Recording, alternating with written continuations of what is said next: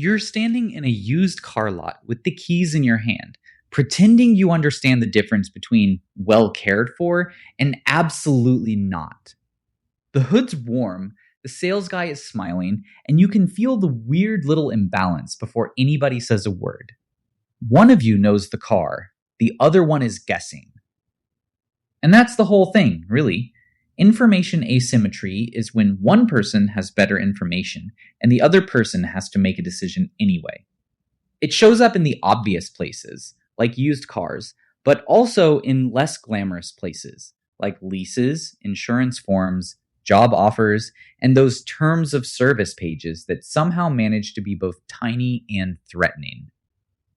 Economists treat it as a principal-agent problem, where one side delegates decisions to another whose information or incentives differ.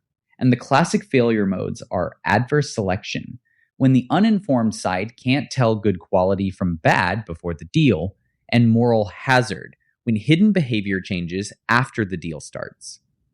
The same logic shows up in health insurance and labor markets, where one side may know more about health status, ability, or effort. That's why it matters in contract theory, management, and public policy, not just economics. If the buyer can't verify true quality ex ante, they may discount the whole market or walk away, which thins trade and raises average risk. When the better informed party can set terms, withhold defects, or signal selectively, the gap changes bargaining power before anyone even sees the fine print. Paperwork isn't a personality, but it sure acts like one. What gets me is that this isn't just someone knows more. That would be too simple. The real story is what the gap does to behavior. If the seller knows the car has a problem, they might stay quiet. If the buyer can't verify the problem, they may offer less, or walk away, or start distrusting the whole market. And then the damage spreads. Good cars get treated like bad ones. Bad cars hide in the crowd. The market gets thinner, slower, less honest. Not because everyone is evil, because nobody can fully see.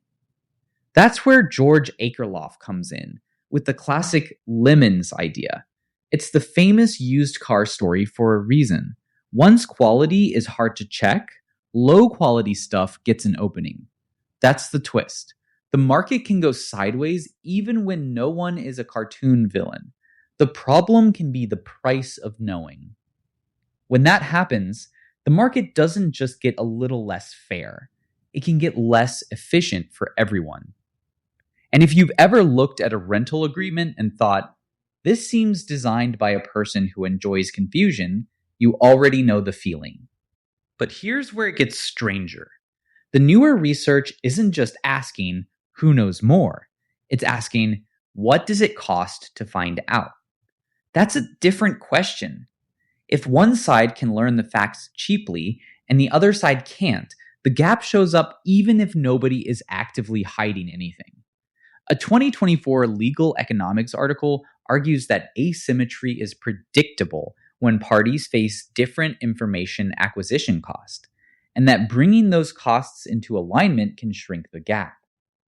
That's a shift from treating asymmetry as a simple one-sided advantage to analyzing information costs, disclosure incentives, and who chooses to acquire information in the first place.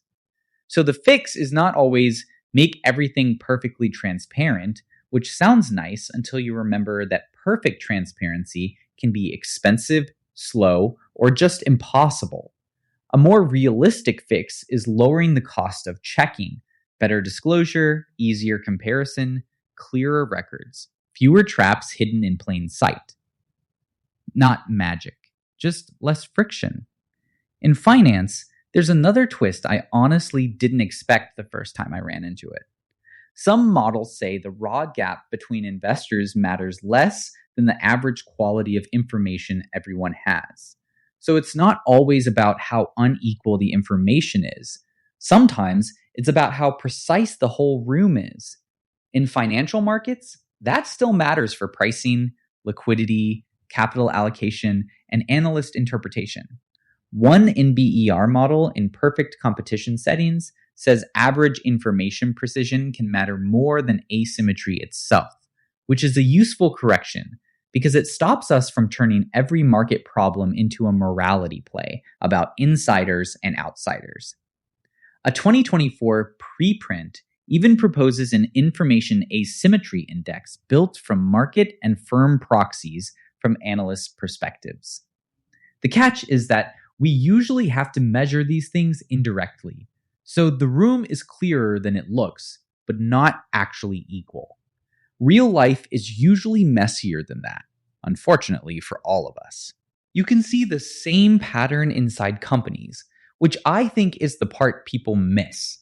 Information asymmetry isn't only out in the market with strangers. It happens in firms too. People sit on knowledge. Managers gatekeep. Teams don't talk cleanly. Incentives make people selective. A 2024 study of intra-firm information asymmetry points to leadership and communication climate, social integration and personality traits, cultural orientation and lack of incentives, and discretionary control and gatekeeping, and says those drivers can reinforce one another rather than operate independently. Management scholarship has treated this as a long-running theme, with both accomplishments and open questions. Suddenly, the problem isn't just what does the customer know?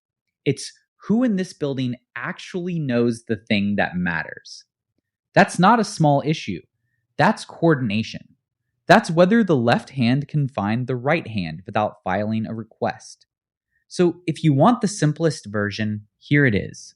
Information asymmetry is what happens when one person can verify and the other can only hope. That's why it changes prices, trust, hiring, insurance, even whether a conversation feels fair. It's not a niche economics idea. It's one of the quiet forces shaping ordinary life. And once you notice it, you start seeing it everywhere. Not in some dramatic villain way, just in the little moment before you sign, click, agree, or nod along and hope you're not missing the one thing that changes everything.